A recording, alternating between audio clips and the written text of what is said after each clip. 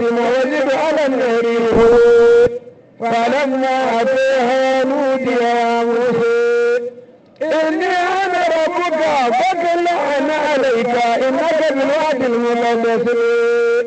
وأنا قدرتك فاستمع لما يوحى إنني أنا الله لا إله إلا أنا فاعبدني وأقم الصلاة لذكري إن الساعة أدرك مكان وقضيها لتجزي كل نفس بما تسعي فلا يسودنك أنا من لا يؤمن بها وتراها يوم فتري وما تلك بيمينك يا موسى قال هي عصاي أتوكل عليها وأعوذ بها على جنبي ولي بها مآرب أخرى قال ألقها يا موسى قال فإذا هي حية تسعي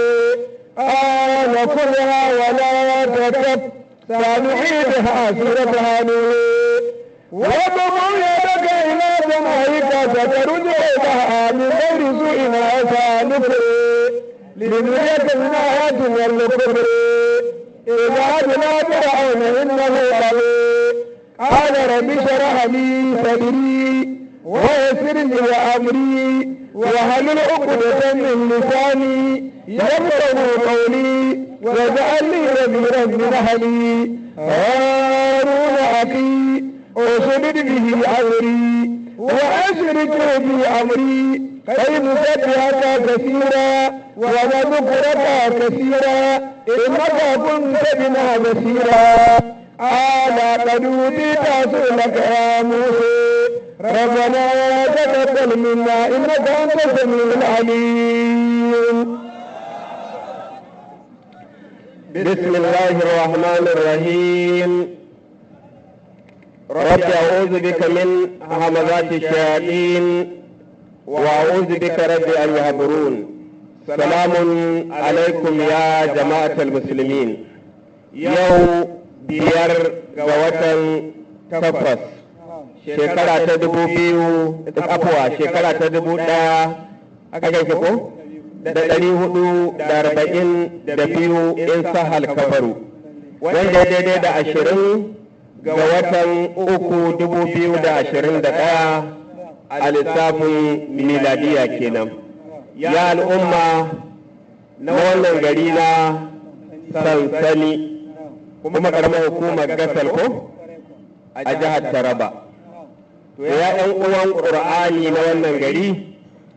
wa'azina a yau zan fara da ku ‘yan uwan ƙur'ani kafin kuma na wajen ƙur'ani. Don ka san wa an zir ashira ta kal aqrabina abinda Allah ya faɗa kenan.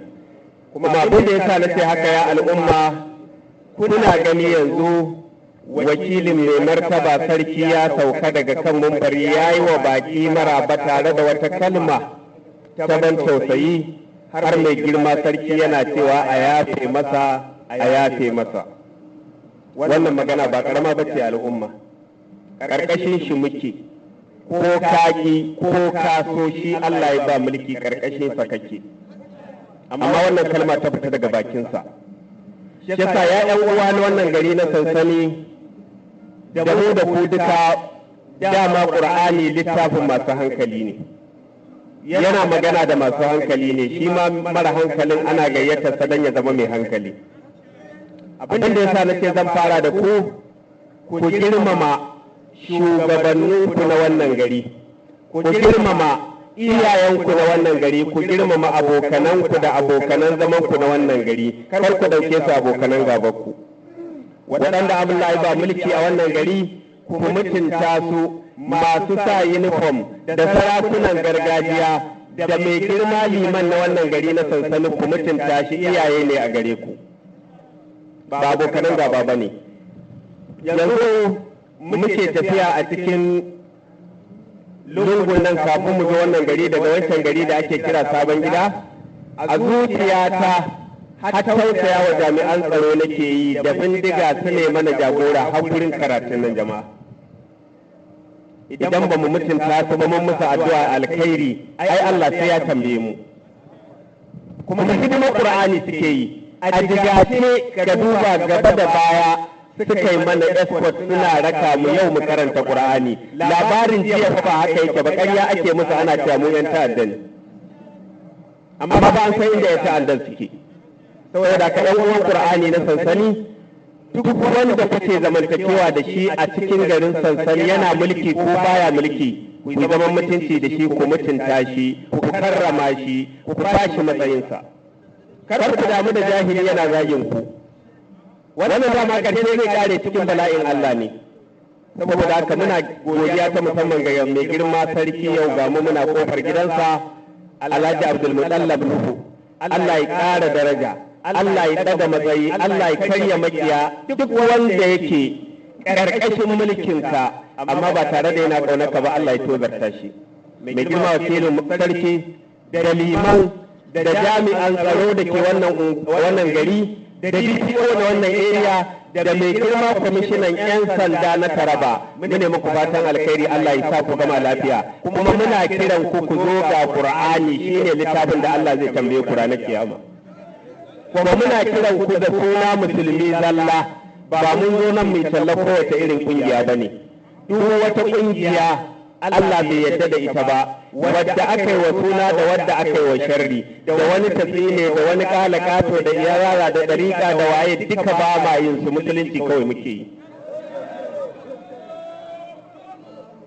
Saboda haka muna shaida muku tsakaninmu da ku sai addu'a ta alkhairi. Allah ya karya makiyanku, Allah ya karya munafukan da ke karkashin ku, wannan masarauta Allah ya kara daga darajarta.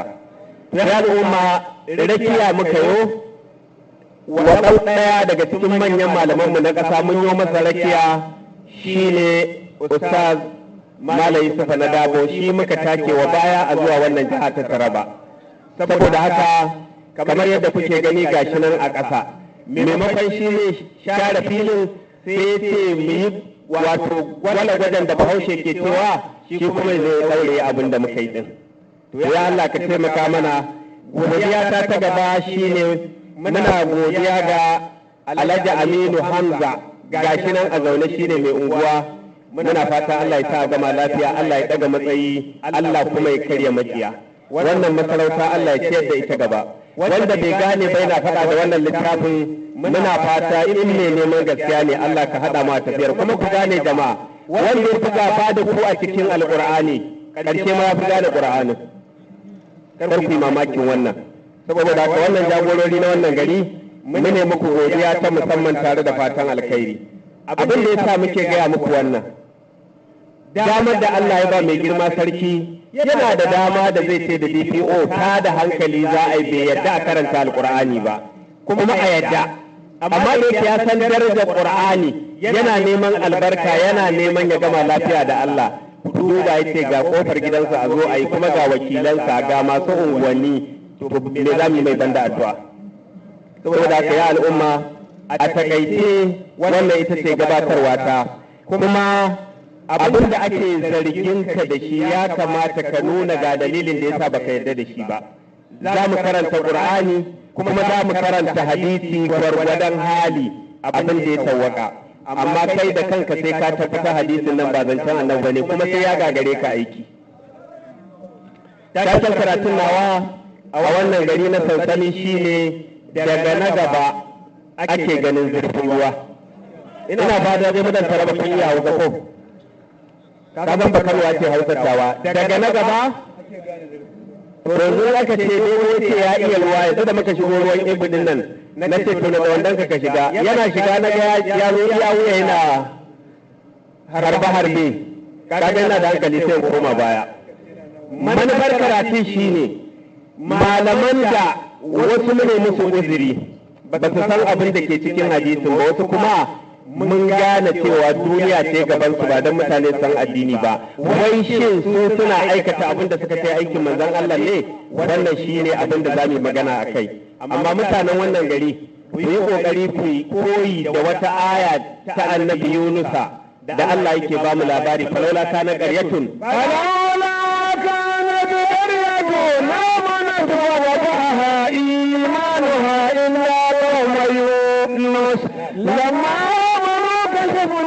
فهم قضاء لكذي في الحياة الدنيا. to ya mutanen wannan gari ku yi kokari ku yi aiki da wannan shawara ta Allah, kar ku yadda ku dauki maganar mu, muna kiran ku ku dau magana Allah.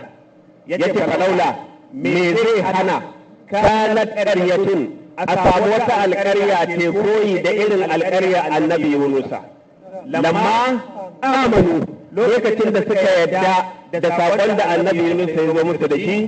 amanat fa nafa'aha imanuha, amanat lamma amanat lokacin da ta yi imani fa nafa'aha imanuha, imanin ta ya amfane ta. Bayan haka kuma yace me illa qauma Yunus, har yanzu ba a samu irin wannan alƙarya ba in ka cire alƙarya annabi Yunusa. Ina ma mutanen garin sansani za ku wayi gari ku kwantar da hankalinku, ku yi tunani na hankali, ku gane alƙur'ani kun yadda daga Allah yake. Idan kun yadda daga Allah yake, ƙur'ani yana cutarwa ne ko yana shiryarwa? Idan kun yadda yana shiryarwa, ta ya za ku yadda a zuga ku a haɗa ku faɗa da Allah? Kai yau kana jin abu ne mai sauƙi a ce a haɗa ka faɗa da kwamishinan 'yan sanda na Taraba, kana jin abu ne mai sauƙi? To ina da Allah wanda ba a kamanta shi da kowa ko mala'ika ko aljani ko mutum. Shi yasa yace ba a samu wannan alƙaryar ba har yanzu, amma da an samu to Allah ya ce da mun jiyar da su daɗi kamar yadda muka jiyar da wa mata'anahum ilahinin, kamar yadda muka jiyar da wata alƙarya har zuwa lokacin rayuwarta. Ku ga alƙur'ani, ku gaskata alƙur'ani, ku gaskata alƙur'ani, kar ku faɗa da alƙur'ani, ku ga yadda Allah zai kawo albarka da zaman lafiya a wannan gari na sansani. Jahilai su nuna damu ku da cewa kalakata ake, wannan kalmar dama mutum biyu ne ke faɗinta, daga jahili sai munafikin malamin da yake so ya ci abinci kawai. To da wannan baya gaban mu, mu da muka ga cewa manzon Allah yana wucewa a nuna shi a ce mahaukaci ne, wata kalmar ta fi muni. A ce annabi mahaukaci ne, shi yasa ya duk maƙiyin Qur'ani ba zai samu ɗan sauƙi a zuciyarsa ba sai ya faɗi wannan kalmar. Idan akwai wani addini kalakata to Allah wadaransa, Allah wadaransa, Allah wadaransa. Kai ma ka ce idan Qur'ani na shiryarwa sai Allah wadaransa, kai ma kamar da biki. Saboda da kai al'umma wala yajrimannakum shana'anu qawmin المسجد الحرام أن تعتدوا تقول ولا يجرمنكم شنآن قوم على ألا تعدلوا إذن وتما هو باكين تنيبا أمانا نكي نيما ينزو ولا يجرمنكم شنآن قوم kada tsanar mutane ta dauke ku. Idan mutum ya ce Qur'ani ya yarda da shi yana aiki da shi dan Allah, ka tsaya ka tambayi kanka dan Allah. Ya taba zuwa ya nemi yarka dan ya lalata ta? Ya taba yi maka tata? Ka taba jin ya kashe wani rai? Ka taba jin cewa ya zauna ana cutar wani da shi ko ana hada baki da shi a cuci wani? Idan babu ɗaya daga cikin wannan tambayi kanka dan Allah, laifin me ya maka? Laifin me ya maka? Har zai zama abokin gabaka saboda an ya ƙulu rabbun Allah. Dan sun ce Allah shi ne wanda ke ilmantar da mu, to Allah ƙarya ne ko bai sai ilmantar ba? Allah ƙarya ne ko bai sai shiryar ba? Ya za a kaɗe ma hankali kana tare da hankalinka? Wala yajrimannakum shan'anu qaumin, kada tsanan mutane ba gaira ba dalili ya dauke ku ala Allah ta adilu, hatta kai ba ku adalci ba. In dai ko musulmi ne idilu, ku yi adalci. Adalci shine kowa aqrabu, shine ku kasanta ku da tsoron Allah. Adalci shine ya yan uwan Qur'ani a garin sansani in yan izala suka tashi suna wa'azi, idan sun faɗi gaskiya ku ɗauka, idan sun faɗi son zuciya ku aje ku ce ƙarya ne. Idan ɗan ɗariƙa ya zo yana wa'azi ya faɗi gaskiya ka ɗauka, in ya faɗi ƙarya ka aje masa. Idan muka zo muna wa'azin Qur'ani muka faɗi ƙarya ko son zuciya ka aje mana, kai watsi da abin da muka faɗa. Haza huwa al'adal, wannan shine adalci. Ba muna gaba da kungiya bane, sai dai in kungiyar tana faɗa da Qur'ani, sai in kungiyar tana sukan Qur'ani, sai in kungiyar bata san mutuncin Qur'ani ba. Amma yau idan ahalin sunna ya tashi ya ce Qur'ani shiriya ne, za mu ce Allah ya maka albarka. Idan ka ce Qur'ani ba shiriya ba ne, tare da mun cewa inna hazal Qur'ani hadi, za mu ce to kai baka nemi albarka ba, kuma mun baka da wannan zancen naka. sai mu barka da Allah din saboda ka ba gaba bace muke yi da ku muna jiran mu ji ne bakin ku zai faɗa ne wannan shine musulunci da an tashi akan mana sharri kamar yadda malam na mutum biyu yanzu ya sauka yake magana cewa sai a ce baka yadda da annabi ba ƙarya ne wannan ƙarya ne mu ne ma muka yadda da annabi abinda ba mu yadda da shi ba abinda aka yi wa annabi ƙarya kuma ka biyo mu a hankali zan karanta kuma kai wa kanka hisabi kai kana aiki da shi din abinda muka yadda da shi shine kitabun anzalnahu ilayka litukhrijan nas لتخرج الناس من الظلمات إلى النور بإذن ربهم إلى صراط العزيز الحميد. kaji ta can Qur'ani yace kitabun anzalnahu ilayka wannan shine littafin da muka saukan maka kitabun anzalnahu ilayka litukhrijan nas min az-zulumati ila an-nur dan ka fitar da mutane daga dakikanci zuwa wayewar kai ashe aya tana gaya maka sannan nasiha ta biyu ga kai da ka yadda da wanda bai yadda ba dole ne a cusa maka kin Qur'ani idan baka karanta Qur'anin kaga me Qur'ani yake faɗa ba wannan abu ne mai sauki yawanci za a ga masu faɗa da Qur'anin ba su ma buɗe Qur'anin sun karanta ba kai asali ma littafin hadisin ma ba su taɓa saye ba su saya ma balalanta na su karanta duk inda ka ga musulunci ya kafu duk duniya ba muna maka maganar nan sansan ba yanzu wannan fadar ka tambayi tarihin ta shekara 50 kadai baya banda Qur'ani ba abin da aka sani a garin nan shi ake karantawa a addu'a shi ake karantawa a sallah in bala'i ya taso shi ake karantawa shi yasa sarakunan baya suka yi mutunci suka gama lafiya amma shedanun kungiyoyi da suka shiga karkashin sarakuna suka lalata mutuncin su kuma suka hada su fada da Allah shi yasa ce wannan kitabun din yana fitar da kai daga dakikanci zuwa wayewar kai sai ce me kuma ba wai haka kawai ba da izinin mahaliccinsu ya dora su ila siradil azizil hamid zuwa hanya ta mahuwayi wanda ya cancanta a godiya wannan shimfiɗa da zai da waɗannan ayoyi jama'a baya yiwuwa ka zo ka ce mun ban yadda da annabi ba kuma a bani dama in ki cewa ga dalilin da yasa ban yadda da annabi ba kuma kaga dole duniya ta yadda cewa ban yadda da annabi ba to mu muka yadda da annabi wanda bai yadda da annabi ba dama sunan shi kafiri ba musulmi ba kawai amma abin da ba mu yarda da shi ba jama'a an yi wa annabi ƙarya kala-kala ku saurare mu da idan basira da kunnan basira ba kallon mu muke so ka yi ba ka saurare mu da idan basira yanzu idan aka ce kala rasulullahi manzon Allah ya ce akwai da a duniya da zai yi shakkar wannan magana ko ya aiki da ita inda shi musulmi ne babu ko to sai muka leƙa muka ga cewa abinda ake cewa manzon Allah nan ya ce bayan ya saba da shari'ar Qur'ani yana ƙaryata Qur'ani har ma yana ɗora mutane kan shirye har ma kuma yana mai da mutane kamar mahaukata bari in karanta muku wani hadisi guda ɗaya kafin in ci gaba an ce mana kala rasulullahi sallallahu alaihi wasallam manzon Allah ya ce man akaza luqmatan aw khirfatan min majriyal gha'i aw al-bawl ku saurari hadisin nan da kyau aka ce manzon Allah ya ce idan mutum ya tsinci noma ɗaya ta abinci noma ɗaya a inda kashi ke gudana a makwararar kashi ko makwararar fitsari ba a maɗa an hal'aza sai ka ɗauki nomar abincin nan a kan kashi ko kan fitsari sai ka kankare wannan fitsarin ko ka kankare wannan kashin ku saurari hadisi jama'a idan ka tatse wannan kashin da ka ɗauki roman nan a kan wannan wato kashi ko fitsari ka wanke ta gusulan naƙiyan wanki wanda ya maka mai kyau sun matalaha sannan sai ka cinye wannan noma ɗaya kafin noma ta sauka a cikinka duk laifin da kai a duniya Allah ya yafe maka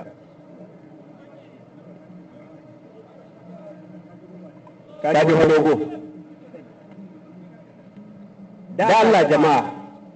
yan ƙungiya ku yi wa kanku adalci ku yi wa kanku akwai wata noma to da za a gani kan kashi kai masa wankin da za ka ci hankali kwance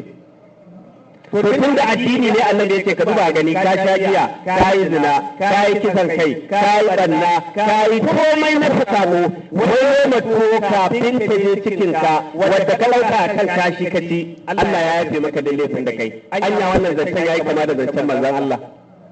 a garin sansana akwai wanda ya taɓa aiki da wannan hadisin tun da aiki da hadisi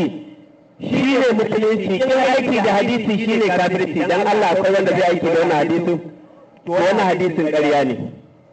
kuma sannan yana faɗa da alƙur'ani ne a fakaice duk aikin da kai na laifi wallahi Allah ba zai gafarta maka ba sai ka nemi istighfari wa inni la gafarun alqur'ani inni la ghafarun liman taba wa amana wa amila salihan thumma ihtada ka ji abin da ƙur'ani yake cin kashi wato cin lomar kan kashi ko cin lomar kan fitsari ba za ta sa Allah ya yafe maka laifi ba wannan ana mai da kai mahaukaci ne kawai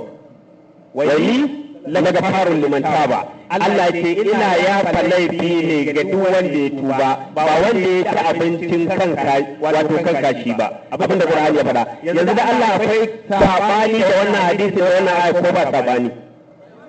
cewa ya ko inni la gafarun liman taba iya wanda ya tuba sai aka ce annabi ya ce ka je ka ci abinci akan kashi kawai Allah ya yafe maka laifinka ba dole ne kai ma ka san ƙarya ne sai dai ba za ka yi adalci ba kawai sai dai yin adalci kuma akwai abin da na ce daga na gaba ake ganin zurfin ruwa malaman nan suna tsere mutane akan dole a ba hadisi dole a bi magabata to abinda magabatan nan suka yi wallahi tallahi koyi muku suka yi bari mu dauko kololuwa gaba daya a duk duniyar sunna a duk duniyar hadisi aka ce Imam Ibn Hanbal labari ya kare wannan hadisi ma ban ga maka inda yake ba ka je ka duba rawahu Abu Ya'la ne ya rawaito wannan hadisin a cikin fawaidul majmu'a ka je ka duba shafi 154 ka san wani ya ce hadisan mara kyau ake kawowa da Allah kai wa kanka adalci mana yanzu ni na haifi ɗa in ce babana yana magana mai kyau da mara kyau na haifi ɗan arziki kuwa ya za ka duba idan sahabban annabi ko ka duba idan annabi a ce annabi ya faɗi magana ka ce wai a cikin magana da mai kyau da mara kyau kalmar da ba za ka iya wa gaya wa uban da ya haife ka ba kuma ka ce kana son annabi kana son sahabban annabi jama'a bari ku je imamu ahlus sunna na duniya duka wa kana ahmad bin hanbal muna so ku yi saurare da kyau suna kafirta mutane akan cewa ba a bin magabata akan abin da suka zo da shi ahmad bin hanbal abinda masu littattafai suka ce imamul muhaddisina in dai masu hadisi ne na duniya to shine limamin su gaba daya kuma imamu ahlus sunna in dai aiki da sunna ne a duniya to shi ne lamba ɗaya sai aka ce to ɗabi'arsa a rayuwa wa kana idza ja'a idan ya ji yunwa aka zalki siratal yabisa bin gari yake akan bola ya samu busasshen biredi ko busasshen abincin da ya bushe akan bola kana fabaha sai ya karkare dattin da ke kan wannan abincin sun masabba alaiha alma sai zo ya zuba ruwa ya jika sai wannan abincin ya jika fa ya ji alufi kasatin sai ya sanya a cikin akushi hatta tabtalla sai wannan abin ya jike in ɗan ne in ma dai busasshen biredi ne sai ya jike ya yi laushi sun ya kula habin lid sannan ya rika ci da gishiri wa ya kuli yana cewa haza huwal halalu wannan shine halal ga ahlus sunna in dai da gaske addinin Allah suke Allah ya za ku dinga mana ingiza mai kan turuwa shugaban naku na duniya gaba ɗaya ga yadda yake rayuwa yana bin kan bola ya tsinko busasshen abinci ya ci dan Allah haka kuke yin rayuwar ta kuku to da me kuke kafirta wanda kuma bai yarda da magabata ba alhali ga aikin magabata yadda suke yi amma ku ba ku hakan ba kuke kafirta a duk duniya ahlus sunna an ce imamu ahmad bin hanbal shine imamul muhaddisina shine imamu ahlus sunna rayuwarsa shi ya ce in dai halal kake so ka ci ka je kan bola ka zanci busasshen abinci ka jika da ruwa ka sa gishiri ka je ka cika rayu tunda yayi haka amma da ce mana kuka yi aikin su in sun yi ba dole mu yi ba da shi kenan an wuce wurin da dama amma ka ce dole wai ma in guri ya kure sai a yi musu fassara a ce adi'u Allah wa adi'u Rasul ko ya ayyuhal ladina amanu adi'u Allah wa adi'u Rasul wa ulil amri minkum ya ce wa ulil amri sune magabata da Allah jama'a tunda waɗannan su ne magabata ga yadda muke rayuwa idan ban yi rayuwa irin wannan ba jama'a ina nan a kafiri ko ina nan a musulmi ne amsa ta su ce ai ba ta mu bace shi yasa muka dauko kololuwa ba wani shugaban masu hadisi ko shugaban sunna wanda ya wuce Ahmad bin Hanbal haka yake rayuwa dan Allah haka kake rayuwa irin rayuwar shugabanni na baya to da ba haka kake ba a kan me zaka kafarta mutane da gairi ilmin ba tare yasa na ce muku suna bin mutanen ne amma ba su karanta ya suka rayu a littafin ba waɗanda karatu su ya je gurin kuma sai su yi munafici su shiru inda muna son mugunta sai mu shiru mu kidaya ma sunan littafin amma in kana da littafin bayanin da nayi ka je ka duba nurul absar fi manaqib ali bait nabi al-muqtar daga shafi 344 zuwa sama za ka ga zancen da muke gaya maka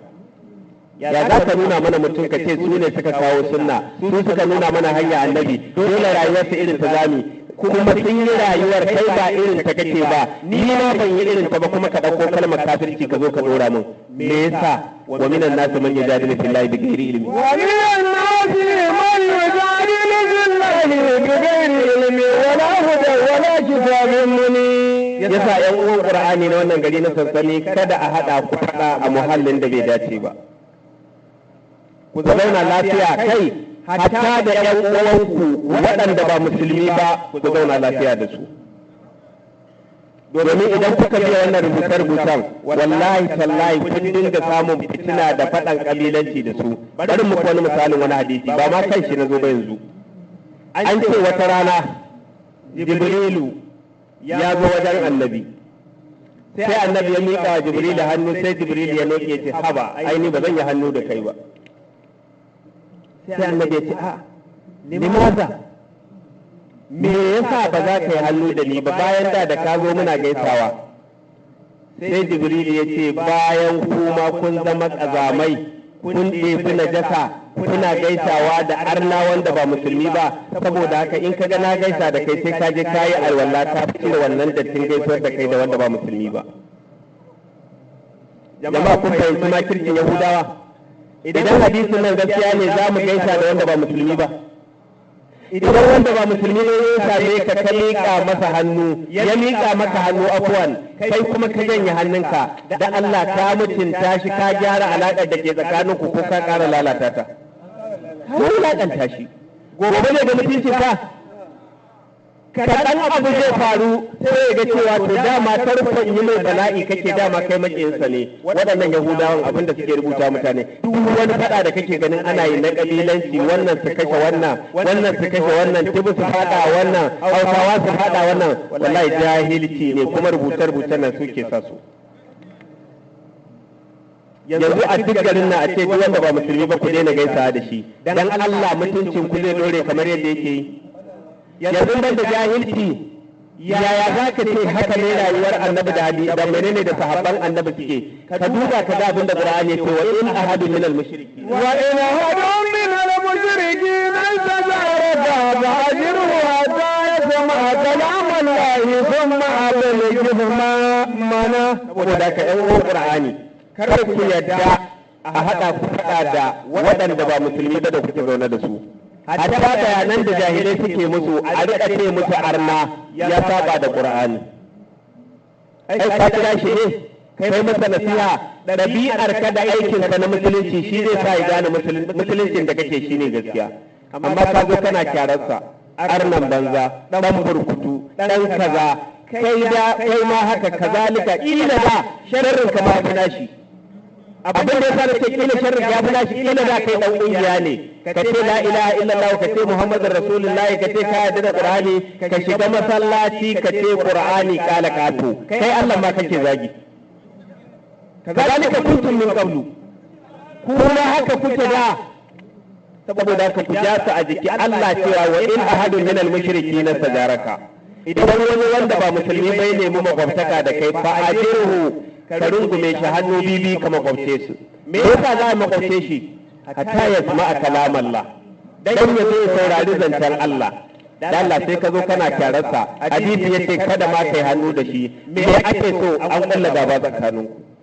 Kai jama'a wanda ba musulmi ba fa Allah cewa ya in kun bi shi sassaucin rayuwa ku ɗau dukiyar kuma ku yi masa. Ba ya Allah ya faɗa cikin suratul mujadala. لا ينهاكم الله عن الذين لم يقاتلوكم في الدين ولم يخرجوكم من دياركم أن تبروهم وتحسنوا إليهم إن الله يحب المقسطين. To kai ka ce kai musulmi ne, amma ya ga kana neman yarsa da lalata saboda tana sa siket. Ka ce kai musulmi ne, kuɗi ya haɗa ku kuma ka cinye ka hana shi. Ai ka cuci musulunci, ka ci amanar musulunci kuma. Ba sunanka musulmi ba kawai, sunanka munafiki. Amma ya ga cewa ba ka bukatar matarsa, ba ka bukatar yarsa, ya ba ka amanar kuɗi kun mayar kun shirya lafiya, kai kila ma ajiya ya baka ka zo ka bashi, kun yi ciniki ya ga daidai, kun yi alkawari ya ga daidai, ya ba zai sha'awar musulunci ba. La yanhakum Allahu an alladhina lam yuqatilukum fid din. Wadanda ba ya kafa suke addini ba Allah bai hana ku yi musu alkhairi ba. Ku zauna da su lafiya, ku yi mutunci tare da su, ta haka ne zai sa ka gane addinin musulunci shine addini. Amma kana kyara, kana zagi, kana neman yasa, ka cinye mai kuli, ka ci amanarsa, kuma kana jin kai dan lelan Allah ne saboda kana zuwa wajen Qur'ani sai Allah ya kyale ka. Ka gyara mu gyara. Saboda ku zauna lafiya. Ka ji ba Allah ce ka nemi dukiya ma ka bashi ba, wai ma kai mai hanya ba ka nemi dukiya ka bashi ma. Haka muke rayuwar da su. Wata kuma zulmi ne ya ce kai musu adalci. Jama'a bari ku wani hadisi. Aka ce wata rana da Abu Bakar ila Nabi sallallahu alaihi wasallam. Wata rana Abu Bakar ya zo wajen manzon Allah wa kana Rasulullahi sallallahu alaihi wasallam ma'a Aisha. Ku ji karatun nan. Manzon Allah yana tare da matarsa Aisha. Muna so mu nuna muku a cikin wannan hadisin ko ma ba ta da adalcin ka gane yadda ake cin mutuncin annabi, a cin mutuncin matar annabi, a cin mutuncin sahabban annabi a cikin rubutun nan. Aka ce wai sayyidina Abubakar ya je ya shiga gidan annabi ba da sallama ya samu annabi ma'a Aisha na'imaini tare da Aisha matarsa suna bacci. Farfata Abubakar baba sai da Abubakar yana zuwa sai ya buɗe kofa ba sallama kawai ya afka cikin gida. Ba nan karatun yake ba. Wanda kana da fil hujra ya shiga cikin ɗakin da manzon Allah yake kwance tare da matarsa Aisha. Wa kana sa'un nabi multafan bi saqi Aisha yana leƙa ɗakin wai sai ya ga ƙaurin annabi ya harɗe da ƙaurin Aisha kawai suna harka. Hadisin na gaba da saura. Ina jin da kuna jin Hausa ya harɗe da ƙaurinsa da nata suna kwance. Duk da bacci suke ma san da Abubakar ya je kai ba su farka ba. Tabbata had Aisha tu ainaiha sai Aisha ta buɗe idanunta a'a fawadare a ba qa'iman sai ta ga ai babanta ne a tsaye a kansu su kuma ga su sun harɗe tare da manzon Allah wa iyazu billahi. Allah wadaran marubucin wannan hadisi. Allah wadaranka. Allah wadaranka da kake kare cewa wannan zancen manzon Allah ne. Bari da kare hadisin ku ji. Wanda ta gan shi ku kalli karatun nan jama'a da kyau. Abubakar ba shi ne baban Aisha ba. A tarihi ba Qur'ani ba aya. A hadisi ita kuma Aisha ba ita ce mata Annabi ba a tarihi. A hadisi to kamar dogo ya ba da yarsa za ku gane misalin gwari-gwari. Ya aurar da yarsa ga Malam Hamza. Malam Hamza ya kulle gida sai dogo ya shiga ba sallama sai ta da Malam Hamza da 'yan gidan dogo sun harɗe dogo yana tsaye a kansu. Jama'a ku ji karatun da yadda suke zagin manzon Allah, yadda suke cin mutuncin manzon Allah, yadda suke ƙoƙarin koran mutane daga Qur'ani kan su san manzon Allah. Yanzu wannan wani cin mutunci ya kai wannan a duniya. Bari in ƙarasa hadisin. sai Aisha ta ga babanta tsaye a kan su kuma sun harɗe da annabi wa iyazu billah in ban da lalura me zai sa maka karanta wannan amma ƙaryar da ake cewa ba mu yarda da annabi ba shi yasa muke karanta abin da muka karanta dalilin mu na kin yarda da wannan hadisan ba zancen annabi bane faqalat Aisha sai Aisha ta ce ya abati haba baba ya kai haka kuma ya kamata sai mai haka wai Aisha sai ta rushe da kuka sai ta kuka fa waqa dumuha ala wajhi rasulullahi sallallahu alaihi wasallam saboda kuka sai hawayen ta dinga zuba akan idan annabi wai a ke lokacin ma shi annabin ma bai farka ba ita ce ta farka shi yana ta bacci ma bai san me yake ba da hawayen suka zuba idan annabi fa qala annabi sallallahu alaihi wasallam mai biki sai annabi ce ke me yasa ki kuka haka kike ta irin wannan kuka fa qala annabi haka yake ko faqala annabi ko da ke ba iya ganewa za ka yi ba kai ba qur'ani bane sai annabi ya ce mali araki haka za ya akai na ganki a haka faqala abubakar ya rasulullah sai abubakar ya ce ya manzo Allah ashraqati shamsu wa fata waqtu salati ya ka yadda har rana ta bullo lokacin sallah ya wuce baka tashi kai sallah ba kuna soyayya da Aisha kuna kwanci haba malaman hadisi ku ji tsoron Allah irin wannan kalaman da ta bawan Allah nan na Kano yake nuna wa musulmi illarsu da tashin hankali azzalimai marasa gaskiya suke cewa yana zagin annabi yana zagin sahabban annabi dan Allah idan aka rubuta wa ubansa wannan aka bari ana ta tarihinsa a garin sansani dan Allah wannan tarihi ne mai kyau anan waye ba a zaga ba an ci mutuncin annabin an ci mutuncin matarsa an ci mutuncin sahabin da aka ce sahabin annabi ne kuma an yi tallan manzon Allah a duniya an rubuta an bari a littafi yanzu wannan yana ganin ko ba ma guje zai yi wannan ɗabi'ar anya jama'a ya aurar da ita ya shiga gidan ba sallama ku duba mai da qur'ani yace wai qur'anin nan idan mun yi magana su waye suke ta suna nuna mana qur'ani ai saban ko to sahabban da aka saukar da aya a gaban su ta irin doka ce Allah bai musu ba yace me ya ayyuhallazina amanu la tadkhulu buyutan ghayra buyutikum hatta tastanisu wa tusallimu ala ahliha dan Allah ku ya kafa adalci kaga lokacin da wannan ayoyin da wannan hadisin ya karyata dama maganar mutunci babu shi an zubar da mutuncin annabi an zubar da mutuncin matar tashi an zubar da mutuncin musuluncin ma duka sai Allah ya yi allazina amanu kun ce mana sahabban nan dole ne abin da suka yi koyi da shi da Qur'ani yazo sai ce ku kuma su imani la tarkulu buyutan gaira buyutukum kar ku yadda ku shiga gidan da ba naku ba hatta me tattaji su wa tusallimu sai kun dakata ba da ka zo za ka fada cikin gidan da ku sallama bayan an dakata abubakar ya ki yin sallamar ya fada abinda Allah ya guda din wai ya tadda annabi a harɗe da matarsa ai sai dai mu ce Allah ya ɗebe maka albarka kai da ka rubuta wannan ba wai da kai da shi ba wanda ya rubuta din ma gaba daya in kana shakka ka je ka duba wani littafi da ake cewa fawaidul majmu'a ila ma garin nan ba shi kuma kana kokarin karewa ba kamata ya ka aje ba ballantana kuna koyar da musulmi ƴaƴan musulmi zagin annabi cin mutuncin annabi irin na iyaka ranar da aka zo aka ce za ku da alqur'ani ku ce wai idan an karanta qur'ani ba a san annabi me amfanin qur'ani a cikin musulmi kenan ka je ka duba fawaidul majmu'a shafi 16 za ka ga wannan shi yasa iya cin mutunci ba abin da ba ai wa annabi ba shi yasa ma Allah ya ce kad na alamu innahu la yahzunuka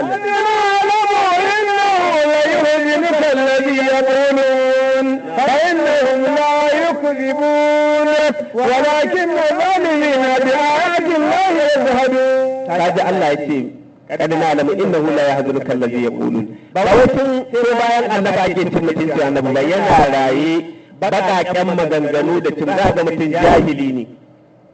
idan ka ce ya iya karanta hadisi 10 wallahi ba za ka samu ba kuma ba zai iya karanta aya 10 ba kuma bai tara 10,000 ba da ka zo ka ce Qur'ani sai ce kala katu bala'i kan bala'i kuma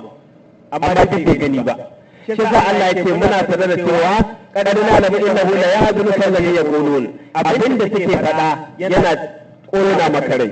fa innahum la yukadzibunaka wa takra la yukadzibunaka.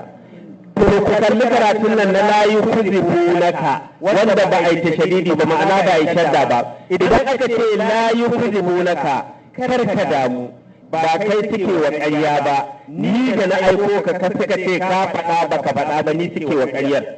Idan ya zama la yukadzibunaka da kai da Qur'anin suka ƙaryata, ba kai suka ƙaryata ba, ni suka ƙaryata. A shi wata ayat idan ka ce la yukadzibunaka ƙaryar tun annabi yana da rai ake masa, saboda dama ai wa min ma hawla kum min al-a'rabi munafiquna wa min ahli al-madina, akwai munafikai tare da annabi wanda da ba Qur'ani ne ya kawo su gaban annabi ba. To mu da ba annabawa ba, ta ya za mu rasa waɗannan munafikan? Dole ne abin da za ka yi kawai shi ne da daɗi ba daɗi ka yi haƙuri da alƙur'ani. Idan ka koma can ba mafita dan Allah, ko ba a ja maka aya ba, wancan ya ja gefe wani ya ce mai mushriki ne, wancan ya ja gefe an ce mai yana zagin sabon annabi, ina nufin kamar shi'a, an ce su ma ƙaryar da ake musu kenan. Wancan ya ja gefe ya ce shi ne ahlus sunna daga ba shi ba musulmi, wancan kuma in ka koma ƙala rasulullahi nan ƙala rasulullahi nan ƙala rasulullahi. To wai ya ake lamarin ya zama haka ne? Abin tambaya, ya lamarin ya zama haka ne? Annabin ne ya raba kanmu ko yaya labarin yake ne? Wallahi ba annabi bane. Yahuda sun cuce mu, sun ci amanar musulunci, kuma musulmi sun tafi daji, sun yi magowa ba su gane ba. Wallahi ba su gane ba. In dai har Qur'ani bai kai ka aljanna ba, duk duniya ba abin da zai kai ka aljanna. Shi yasa wata aya ta ce innamal mu'minuna alladhina amanu billahi wa rasulihi thumma lam yartabu.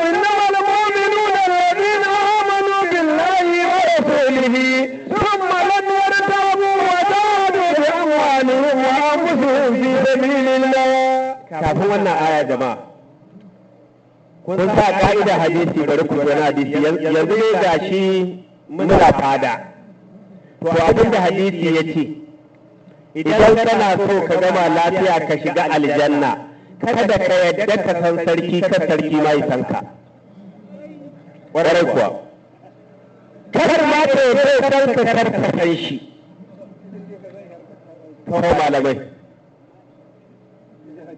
zan karanto maka shi ma. Ai yanzu an daina faɗa da baki a wuce, a karanta ma a karanta littafin ka je ka duba. Wai da Allah da gaske ne wannan hadisin ko anya? Malamai anya da gaske ne? Bari ku da abin da suka ce magabatan. Daga Maimun bin Mihran, illa ma ba mai sunan a garin nan. Annabi kana fi subatul sultan, yayi magana akan rabar sarakuna. Idan karabe su yace kada rani kana cikin hadara guda biyu. Da zarar ka rabu masarake kana cikin hadari guda biyu. In ji hadisi, amma shi muke faɗin ƙarya ne, ba gaskiya bane, ba zancen annabi bane. Hadarin guda biyu, in alatahu, idan sarki ya baka umarni ka bi, ka ɗafa dinika, ka shiga hadari a addininka zai rushe. Dan Allah ku rika karanta abin nan da basira. Idan kuma in alatahu haka ce, idan ka yi mata ya baka umarni, wa in asaitahu, idan kuma ka saba wa umarnin, ka ɗarta binafsika, ka jefa kanka cikin hadari. Sai aka tambayi malamin aka ce to ina mafita? Sai ce wa salamatu, mafita Allah ta arifu wa la ya arifka, kada ka yadda sarki ya san ka, kada kuma ka san shi. Shi ne zaman ka lafiya. Allah me zai hana ƴaƴan musulmin da ba su san addini ba su ɗauki makami su rika kashe sarakuna? Me zai hana?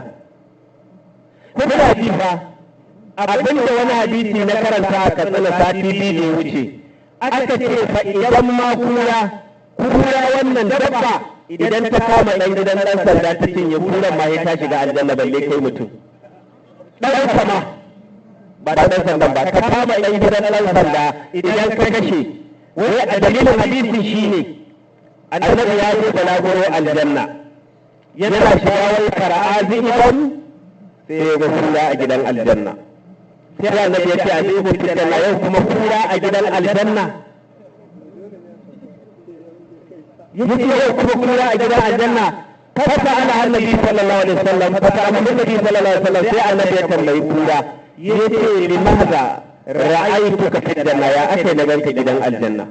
فقال سيتي إني أكلت مثل شرب في الدنيا ولذلك أدخلني الله الجنة. الدنيا wani ɗan gidan ɗan sanda ya fito na cinye shi da na cinye shi sai Allah ya bar kuyitin aljanna ya ce na yi daidai tun da na cinye ɗan gidan azzalumi an bani aljanna. Ɗan gidan ɗan sanda shi ne da zai fito ɗan sanda. To ka ji in kai kashe ɗan gidan ɗan sanda ma aljanna za a baka in ji hadisi. Yaya matasan musulmi wanda ba su san Qur'ani ba za su zama yan ta'adda ba? Kuma ma sai kana Rasulullah manzon Allah ya faɗi wannan. Ya ba za su zama yan ta'adda ba? Yanzu kenan a garin sansani in ne waɗannan malamai su za a yi koyi da su wanda ya san sarki ya san shi dan wuta ne. Waya da gaske ne kuwa? Allah da gaske ne. Su ya hore shi yadda ba. Ba masallaci bane nan na kowa fada ba ce zuwa ba malamai suka yi suka yi sallah suka ga sarki to a hadisin nan sai ya matsayin su yake ku dora mutane kan Qur'ani wannan soki murutsin da tatsuniya banda fitina da rashin zaman lafiya ba inda zai kai mu in ba Qur'ani bane wallahi ba zai ba mu kofa ta alkhairi ta zaman lafiya ba amma Allah ce ya wallahi ya dawo wallahu yad'u ila daris salam وهدي من يشاء إلى صراط مستقيم. jama'ar mutanen garin Sansal wallahi ya dawo ila Darus Salam. Allah yana kiran ku zuwa gidan zaman lafiya. Idan ma matasan garin nan sun san sirrin da ke cikin Qur'ani, su karanta, su fassara, a aikata kamar yadda za a yi mutunci a garin nan. In dai ka yi imani da Qur'ani ba za ka zama barawo ba. ba za ka zama mazinaci ba za ka zama maciyin amana ba za ka zama dan damfara ba za ka zama dan ta'adda ba in dai kai imani na gaske in kaga kana ɗaya daga cikin wannan aikin yi kokari ka gyara wallahu ya dawo ila dar salam Allah yana kira zuwa gida na zaman lafiya shine Qur'ani da ma iya shawara kenan ba za mu ce muku tilan ba amma za mu gaya muku gaskiyar lamari kai bari ku ji cewa akai tirelan da yake dinka wa sarakuna riga ma sai ya shiga wuta. Tirelan idan ka hadisi muka duba muka ce ƙarya ne ba zancen annabi ba ne kuka ce mun ƙaryata annabi to dan Allah ku daure ku aiki da shi. Kai ba tirelan da ya dinka sarki riga ba abinda suka faɗa a cikin kaba'ir ko kuma cikin fawaidul majmu'a suka ce ko allura ce ne aike ka kaso aka dinka wa sarki riga da allurai ko aka dinka wa dan sanda riga ko aka dinka wa soja riga sai ka shiga wuta wanda ya so da yadi aka dinka wa sarki kaya aka dinka wa dan sanda uniform aka dinka wa soja uniform da wanda ya so da yadin da telan da ya yankin da wanda ya auna da wanda ya so allura da an ce ya wuta ne jami'an tsaro ku yi hankali ta'addanci an riga an rubuta shi a cikin rubutun nan malaman nan suna ɓoye muku gaskiyar lamari ne wasu kuma mun ne musu uzuri ba su sani ba mun ne musu uzurin haka to wai na so allura ko zare an dinka wa jami'in tsaro riga da wannan nashi wauta wai ba za ku karanta ba ya jami'in tsaro shi kuma inda gaban wuta ma ya tafi shi ne na ba fashi shi ne wannan rubutu ya da ko gwamnati wallahi bai yadda ba shi ne sa akwai jahilci a marubutan annabi Isa annabi Musa a gidan waye rayu ne jama'a a gidan Fir'auna ya rayu kuma mun imani sa Allah bai yarda da shi ba a cikin duniya an wani kafiri irin Fir'auna cewa inna Fir'auna ala fil arabi ko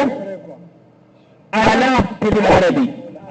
ko la alim fil arabi inna huwa min al-musrifina Fir'auna ya kai koyowa a bangaren maballata duk inda dan ta'adda maballaci yake Allah ya ce sai dai dawo kasar Fir'auna amma ga annabin Allah ya rayu a gidansa ya ci abincin gidansa hadisi ya ce idan tole yadda ya ɗinka wa mai hukunci riga zai shiga wuta dan Allah wannan karatun akwai hankali a cikinsa akwai ilimi a cikinsa da wannan suke koya mutane ta'addanci bari ku ji bayan na fassara wannan aya wadda Allah ya ce innamal mu'minuna allazina amanu billahi ita ce ka karanta da su waɗanda suka yi imani da Allah da manzon Allah sun malamiyar tabu kuma ba sa shakka. To amma a hadisi ba shakka mutum ne ba zai zo ce maka akwai da'ifi, akwai garibi, akwai murtabun, akwai shazi, akwai mu'anan, akwai munkar, akwai makarub, akwai mujallas, akwai haba jama'a a zancen manzon Allah. Bari mu kalama da wata abin da ake nufi ba kamar sai magana ka ce akwai ta banza, akwai ta shirme, akwai ta rashin hankali, akwai ta ƙarya. Dan Allah dan annabi kuna da adalci. Idan ka ce ba annabi ba ne kowa suka da ya ce sahabbai sun zo sun tara daidai to su suka yi haka idan da su bare wanda suka rubuta ƙarya ba ta yin kanta dole sai a samu wanda yi ta. To idan na Allah ne sai ya ce innamal mu'minuna alladhina amanu billahi wa rasulihi thumma ba a shakka. Shi yasa taken Qur'anin ma farko ce la raiba fi. To amma a hadisi ma la raiba fi ne da kudi ya kure ka karanta wani kace aiki da shi zai ce a'a sai an duba akwai mai kyau akwai mara kyau. Anya a addinin da kake yi kai ba za ka yi aiki ni yau za ce ina addini ina so in gayyato kirista ce to kaga ka zo ka yarda da Allah da annabi koya ma hadisai amma hadisan nan da ƙarya da gaskiya zan koya maka dan Allah kirista nan yana da hankali zai yarda. Shi a wajen ne aka ce masa duk gaskiya ne to kuma nan kuma ka ce mun kai ƙarya da gaskiya za ka gaya mu to wallahi ba zancen annabi a cikin wannan kalama. Ana rubuta su ba a gane sallah ba a gane zakka ba a gane kaza sai an bi su in ka bi su ma da kai suke yi ƙaryata ba zakka suke yi wallahi ƙaryata zakka suke yi ƙaryata kuma sallah suke yi ba ba mai magana wannan yani suke ƙaryata su ma suke yi. Da ka ya al'umma sansani kada ku biya san zuciya da kuma jahilcin waɗanda ba su sani ba. Makaho baya yi wa makaho jagoranci, jahili bai wa jahili jagoranci. Ƙarshen mai ilimi a duniya Qur'ani ku zo Qur'ani ya muku jagoranci domin shi Qur'ani wallahu ya qulu al-haq wallahu ya qulu al-haq wa huwa yahdi sabil. Kaje ce wallahu ya qulu al-haq kuma jama'a imamu ahlus sunna nan da na fara magana akai imamu Ahmad bin Hanbali suka ce wata rana an tsare shi a gidan fursun da aka tsare shi a gidan fursun sai wanda muke cewa dan guroba mai kula da gidan fursun din sai zo ce masa to akramaka Allah ni ina aikin fursun gani da uniform a jikina wai ni ma ina daga cikin masu taimakawa azzaluman sarakuna irin wannan gwamnatin ta azzalumai sai ce ai kai matsayin taimaka musu ma ka fi karfin haka kai kanka kana cikin su ne azzalumai tun da ka shiga cikin gwamnati ma har ka sa uniform. Wannan shine imamu ahlus sunna kuma ko na yi fassara ko duhu na batta fadace-fadacen da ake a duniya wata kungiyar ce jagorancin fada wallahi su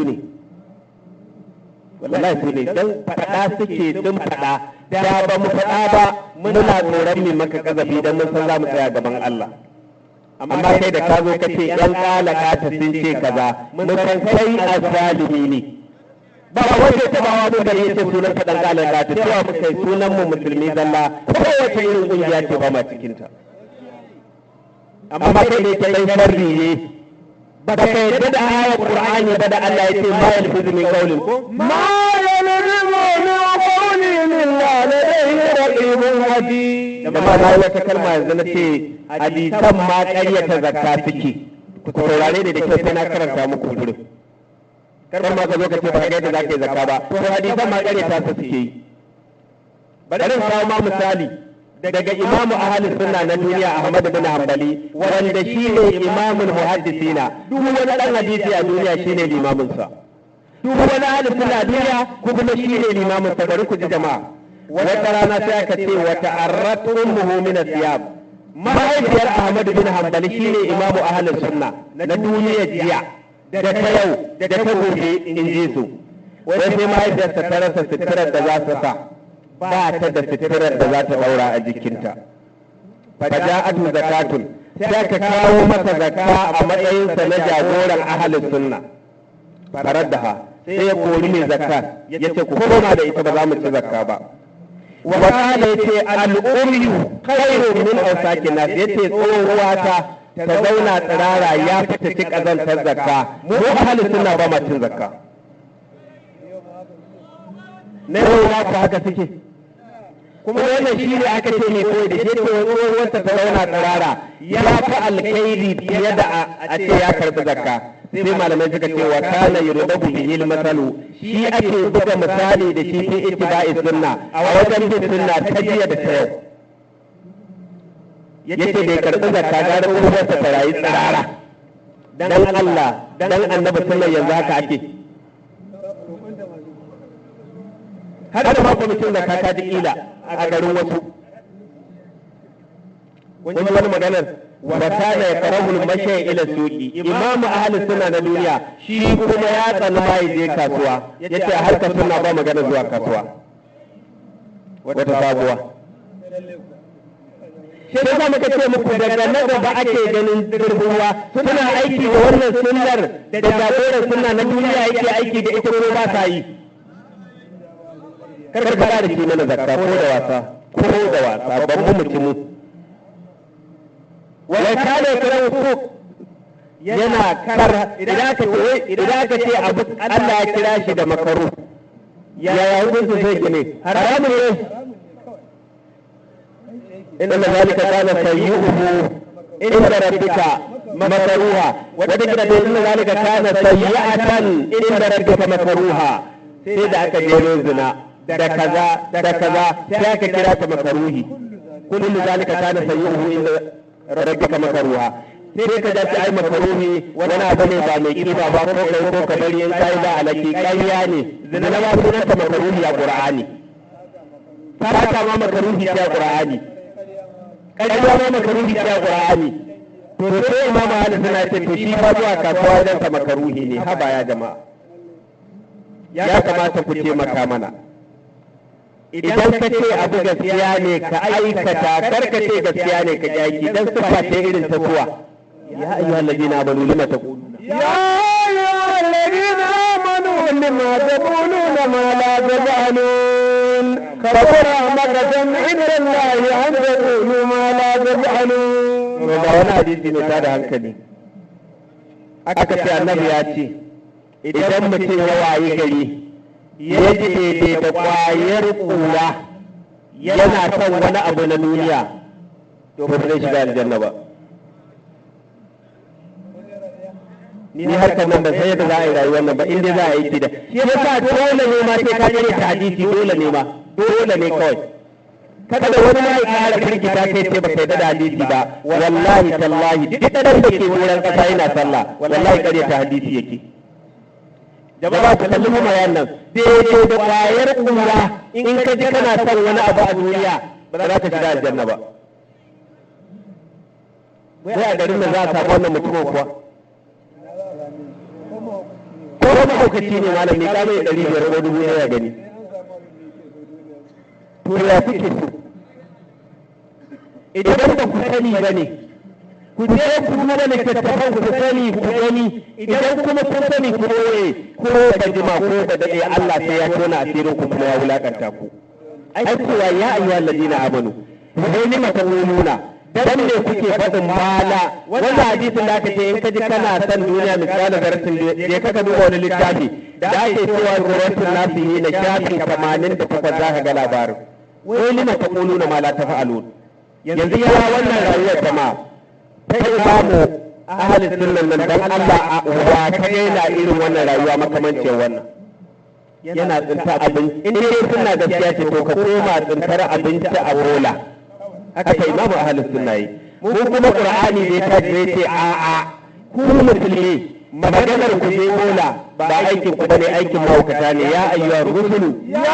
ayyuhar rusulu qulu min tayyibati wa'malu salihan yanzu kai ban da an rena mawa ya ce ka samu nomar abinci a kan kashi to kuma ka ce in wanke wai in na wanke sai an yabe min lahina wanda wanki zan yi hankali na kwanta shi wannan abu wanda irin wannan addini ne wannan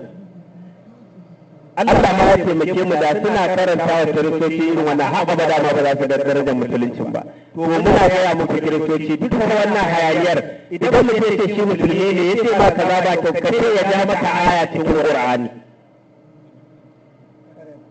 Ba za ka fice ba sai ya ga mutum ma ya zo ya musulunta ya koma gidan jiya. Ya zo ya rasa wani shirman ma zai rike. Ga littafin da zai kada kai tun daga annabawa daga na farko har na ƙarshe su sunansu musulmi sunan littafin da suke ibada littafin Allah yanzu wannan littafin da kuke gani a hannu na ma manta jama'a kun gan shi nan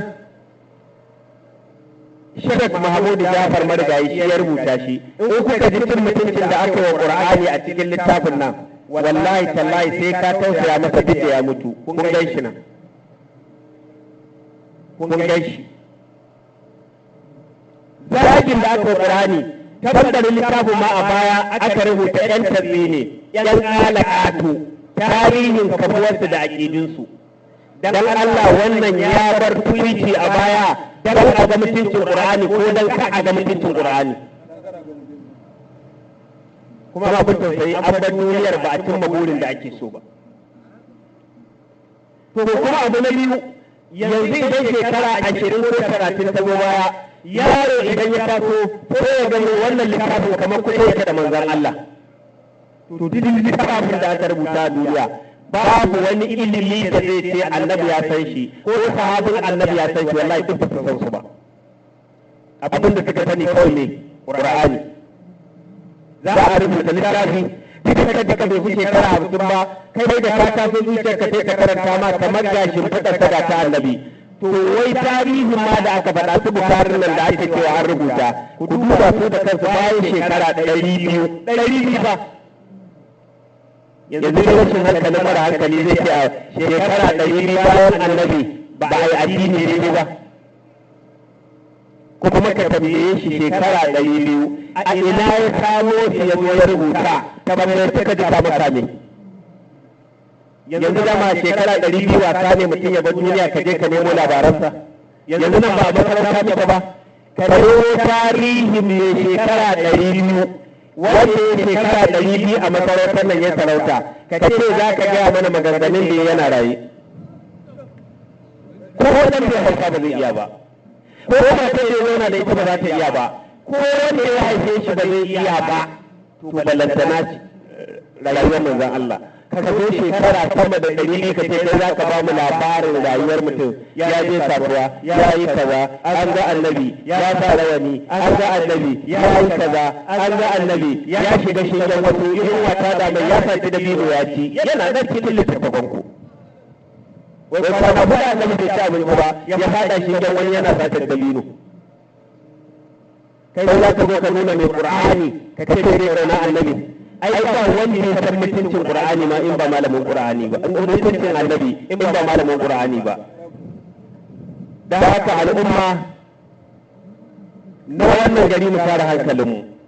wannan littafi da Allah ya aiko mana duniya da lahira shine littafin da Allah zai tambaye mu yanzu Allah yana nan yana jiran mu ga Qur'ani ba abin da Allah zai kara mana sai dai ya ce ga littafi in za ku aikata ku aikata in an tashi gaban Allah kaf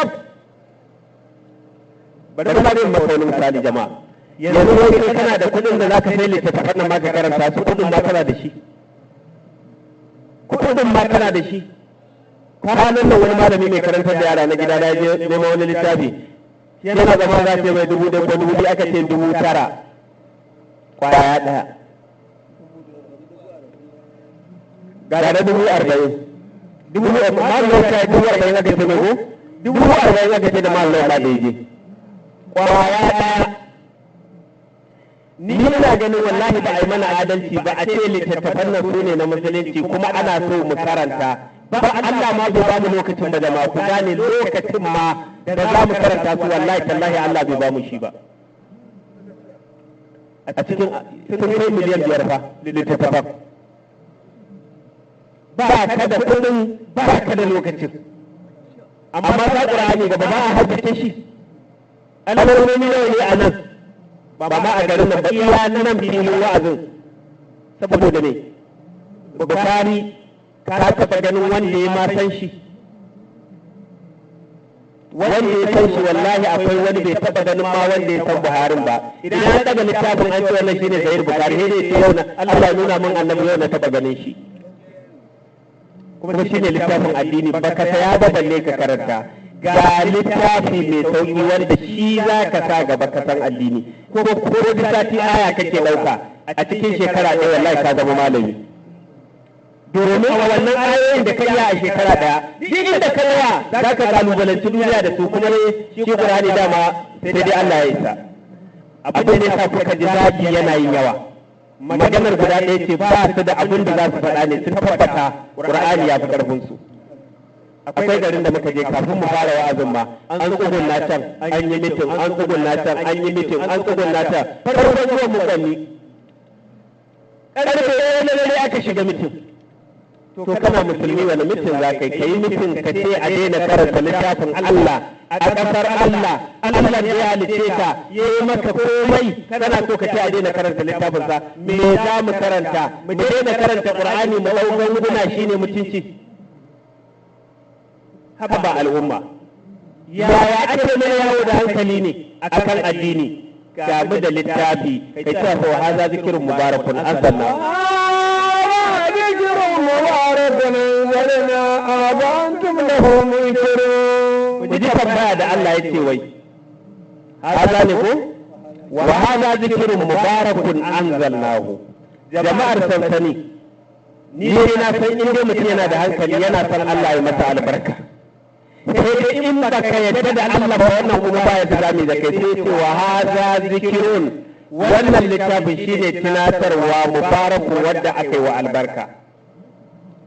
sai ce afa antum lahu munkiruna anzalnahu muka saukar da shi afa antum lahu munkiruna yanzu alqur'anin kuke kyama ba abin da za ku yi wa sharri ba abin da za ku soka bai iya nuna sallah ba bai iya nuna azumi ba sai Allah ya saukar da littafi a ce Allah ya saukar da littafin da ya kasa bayani sai dan adam da zai yi ƙarya ya yi shirye ya yi rashin mutunci ya yi rashin hankali ya rubuta ku yarda ya shi gaskiya ne amma na Allah ba gaskiya bane haba jama'a wani irin tunani ne wannan ya kamata mu yi wa kan adalci mu da ku mutanen garin nan waɗannan matasa su malam Umar da su malam Hanza da sauran jama'a da ke wannan gari kar ku ɗauka maƙiyan ku ne duk duniya ba ku da masoya irin su duk mutumin da ya so kai ce ka zo ka ji littafin Allah da ya halice ka wallahi ba ku da masoya irin su kuma ku yi tunani ku yi karatun ta da su kada ma ku da tsin in yi mai zafi duk wanda ya ce ya sa alƙur'ani gaba zai masa makirci wallahi tallahi sai ya wulakanta tun duniya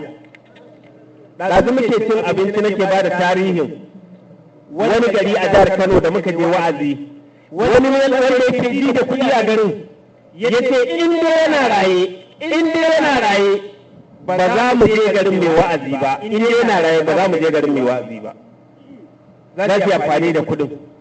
amma wallahi jama'a babu sharri a ciki abin mamaki shekara ba ta dawo ba sai da naira 200 ta zo ta nemi wahala kuma wallahi mun je garin mu wa'azin yana rayan kuma amma 200 yanzu ganin keke yi kuma a garin ba mai kudin sa a cikin shekara ɗaya wannan abun ya zauna mun a rai mu ne muku nasiha idan ma ba ku yarda da Qur'ani ba ku ja bakin ku ku shiru ku yi abin da za ku yi idan kuna so ku gama lafiya da Allah amma wallahi in dai Qur'ani za ku yi makirci in dai Qur'ani za ku yi izgili wallahi bala'i kun yanki tiket din sa kuma shawara ce iya abin da za mu iya ya jama'a ba ni kadai bane da filin na gaya muku take baya muka wa ɗaya daga cikin malaman mu na ƙasa malam Yusuf na Dabo yana ƙasa nan zan tsaya abin da ya sawwaka tare da jaddada addu'a ga wannan masarauta ta mai girma Alhaji Abdul Mutallab Nuhu Allah ya kara daraja Allah ya daga matsayi dama in Allah ya baka sarauta kowa naka ne da musulmi da wanda ba musulmi ba da mutumin kirki kai har da dan iskan gari dole sai dai ba tara ke hakuri kowa naka ne abin da Allah yake bukata in idilu huwa aqrabu littaqwa ku yi wa kowa adalci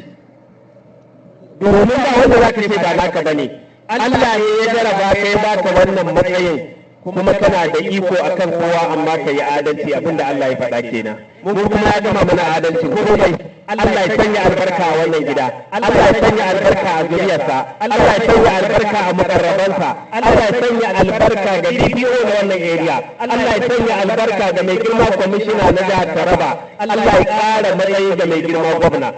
jama'a kun ga homa nan kuna gani ga tana tsaye ko abin sha'awa yan uwa suka zo da ita daga Jalingo cikin wanda suka zo yake ce mana ciyaman fati ne ya ba su ta lokal gamma ne ina jin ko ya ba su ya zuba mai ya ce a to ai karatun kai karshe ma ce ai guda nawa kuke so guda nawa kuke so ciyaman fati ce ku je ku kawo ko guda nawa ne a zuba musu mai su je su karatun Qur'ani in kun yi wajen karatun Qur'anin ku yi mana addu'a wannan ba za mu yi mai addu'a ba Allah ya kare shi daga sharrin makiya daga sharrin munafikai Allah ya daga darajar sa duk matsayin da yake so Allah ya bashi idan ba mu yi mai addu'a ba wallahi mun ci amana yanzu Allah idan ka je wani masallaci ahlus sunna ka ce to da Allah yau za mu je karatun Qur'ani a sansani amma muna da matsalar kayan karatu ku ba mu alan lasifika da amplifier ayya to ba mutumin da ya mota kamar wannan ya zuba mai yace almajirai su shiga su zo su karatu su maka addu'a dan Allah idan mu ba mu yi raka shi da addu'a ba ai Allah ma ba zai bar mu ba irin wannan sarakunan ba mu musu addu'a ba Allah ma ba zai bar mu ba kar ka zama da kiki kai Qur'ani da Qur'ani Allah ya zuwa ba Qur'ani aka kai in talajar ne ka san abin da kake ba wawa bane ka san maƙiyinka ka san masoyinka yanzu a nan almajirai ne mu duka yanzu kuna ji yanzu idan dogo tashi ya tara hula ya ce da Allah a yi fi sabilillah muna so gobe mu sai homa irin wannan za a iya haɗa kuɗin kuna fa da imani duk taron nan ba za mu iya haɗa kuɗin homa ɗaya ba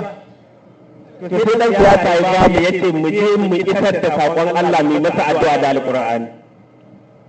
to ba iya nan za mu masa addu'a ba yan uwa in kuka koma duk irin wannan masu mulkin ku duba kamar da na ga muku jami'an tsaron nan da suka taro mu daga wannan surkukin daji jama'a ku duba kai muka ba su ne muke ba su ne ba me za mu ba su mu ba almajirai ne amma ka duba iya kokarin su gaba da baya da ba su bindiga Qur'ani muka zo mu karanta suke kare lafiyar mu Allah ya sa ku gama lafiya Allah ya sa ku gama lafiya Allah ya daga matsayin ku kuma wallahi duk girman ma'aikaci in ya ce mana dan kalaka ta zamu ce masa fasiki ne duk girman ko mai kuɗi ko mai mulki zamu ce mai fasiki ne amma wanda ya ba da gudunmawa ko wata addu'a ko wata mota ko wata kuɗi ko wata ruwan sha da ke gurin nan mu mun tabbata wa ma an fakatin min shay'in fa huwa yukhlifu duk abin da kuka kashe kar ku damu Allah zai cike muku gurbin a kan dalilin taron nan idan nan wani ya ɓaci ko ga Allah cewa zai mai tukunci da aljanna ran kai ɓaci kawai dalilin wannan taron Qur'ani wala menene to wala da dauna wala ne farkon ayatan da sai ja wala da dauna wadiyan illa kutiba lahum bihi amalan salih inna la yu'ti ajrul muhsinin Allah ta ko tuntube kai a wajen tafiya karatun Qur'ani idan ayan ne ya bace mu wala ya dauna wadiyan idan kuka tsallaka wani fari mota ku ce tsalle kamar la yusibun zalika bi annahum la yusibun zama'un wa la nasabun wa la madamadatun fi sabilillahi wa la yad'una mawtan yajibu al-kuffara wa la yanaluna min aduwwin laylan illa kutiba lahum bihi amalun salih inna allaha la yudhi'u wannan zan kulle da wannan aya jama'a yan uwan Qur'ani ku wannan aya da kyau zalika bi annahum wancan aiki da Allah ya sa ku karanta Qur'ani a zage ku jahili ya zage ku munafikan malamai su zage ku zalika bi annahum la yusibuhum zama'un Allah gwanin misali yanzu muke tafiya a mota mun fiye wata da muka so ya kare muna shigowa daga sabon gida zuwa lungun nan direba yake cewa dole ne a mutu a sahara tafiyar da ake a Nijar gashi wannan dan tsakanin ruwanmu ya kare kowa kishirwa yake ji to kalli ayan nan la yusibuhu zama'un kishruwa ta kama ka tato wajen wa'azin qur'ani sai me yake gaba wala nasabun gajiya wahala ciwon jiki fadawa gargada ka kalli qur'ani jama'a wala makbasa fi sabilillah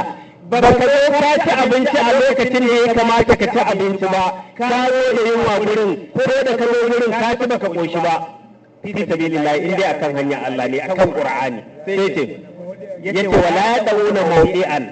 ba za su taka wani guri wajen takawa ba wani abu ya tsire ka ko ka goce kamar za ka fadi wala ya kada'una wadiyan ko ka tsallaka wani kwari sai da jikinka ya motsu illa kutiba lahum bihi amalun salih kana jin yunwa sai Allah ya ce an baka lada kana jin gajiya Allah ya ce mun baka lada ka ji kishirwa Allah ya ce mun baka lada dan Allah karshen ayan ba me yace ne wala ya kada'una wadiyan illa kutiba lahum bihi amalun salih kamar na tsallake wala na nuna na tsallake wani abu min aduwin nailan kun ji karatun wala na nuna min aduwin nailan ba za su samu wani samu ta bangaren makiya ba yanzu da ka to kila wani ya zage ka a wurin nan wani fasikin ya ce ma kalakatu wani fakaran ya ce ma kalakatu sai Allah ya ce an rubuta ma lada da wuri kawai an ce da annabi mahaukaci an rubuta wa annabi lada fakarai sun ce mai mahaukaci Allah ya ce da wuri kawai da Allah wannan addini ne da ya kamata mai hankali ya duba ko kuwa ka ji ciwon jiki ka ji kishirwa ka yi tintiɓe ka ji yunwa ka to da kaza wai ya bata maka rai a hanya wai ya bata maka rai ka zo gurin karatu da ka bace Allah ya ce ka huce kana cikin lada wannan sai Qur'ani ba aikin banza a harkar Qur'ani in dai an yi dan Allah dan haka waɗanda suke jagoranci da ruwa da shawara da abinci da zirga-zirga da duk abin da suka yi da mai girma sarki da ya bada fada ai karatu muna tabbatar muku Allah ya sa su cikin lada babu wanda zai asara amma aka san wannan aikin ba Qur'ani ba wallahi duk abin da kai kana cikin zunubi da bala'i kuma wata yayyar ku gane azaba ce ke damu mutum ya wata yayyar ba hujja bace dan haka yan uwan imani mu yi wa kan adalci mu yi haƙuri da zagin mai zagi da ƙazafin mai ƙazafi daga Qur'ani gaskiya ta ƙare Allah ya kawo mu bangon ƙarshe mu yi ƙoƙari kada zukatan mu su karkace kyamar mai kyama gaban mai gaba idan ta sa muka ba Qur'ani mun shiga uku muna faduwa muka mutu akwai azabar da bata da iyaka zagin duniya yana da iyaka ƙazafi ƙarya makirci suna da iyaka kuma wala yahiqul makar sayyu illa bi ahli ku kyale ai makircin kuna zaune za a kulla makircin wallahi tallahi sai ya koma kansu ku dai ku ta gari kan littafin Allah jama'ar musulmi zan dakata a nan Allah ya sanya albarka a wannan gari da wannan masarauta jami'an tsaro na ciki da na koyo wanda ba mu sani ba waɗanda suka ba da gudunmawa to muna fata da mu da su Allah ya haɗa mu a cikin ladan kuma shawara ta ƙarshe idan ka samu aiki na tsaro ko sarauta gargajiya to karka ce ba za ka yi ba ka yi kai adalci a ciki saboda haka ba wannan dakikancin mai Qur'ani ya riga ya wuce shi yanzu nan idan mai girma kawai da na faɗa ya ce ba za a yi karatun nan a gurin ba ba mu isa yi ba to da ka ce fadar ta ka ce mai Qur'ani ka gada ya kake gani abu namu maganin akwabe mu jama'a salamun alaikum malam Ibrahim sai ka hawo sama assalamu alaikum wa rahmatullahi ta'ala wa barakatuh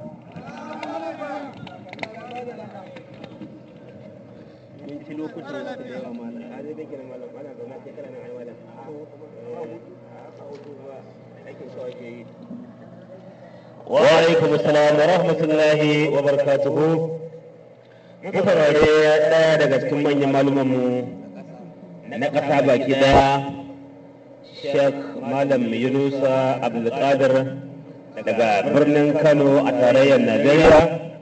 Allah ya saka masa da alkhairi mun ji abubuwa daban-daban wanda malam ya taɓo su musamman akwai tambayoyi da suke hadu na sanadin malam ya amsa tambayoyin ma a cikin karatu dinsa alhamdulillah Allah ya saka wa malam da alkhairi tare da alarama Muhammad Dogo Sojiyar Lemu Kano